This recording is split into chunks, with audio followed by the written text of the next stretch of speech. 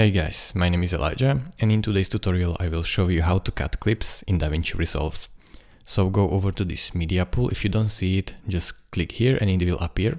Right click in it, click import media, and then choose your clips. So I will choose this one, and also this one, and this one as well.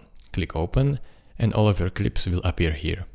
Then you can select all of them and drag them at once on your timeline, or you can select only one and drag only one. Now where they are on your timeline, as you can see, you have the option to cut them. You can cut them from the corner like this. When this tool will appear, then you can cut them like this from the corners, or you can trim them with this razor tool. So move your playhead where you want to cut the clip. So let's say here, then select this trim. You can zoom in by option and zoom in with your scroll wheel, and then cut at your playhead right here, and then press this mouse and you can move your clip.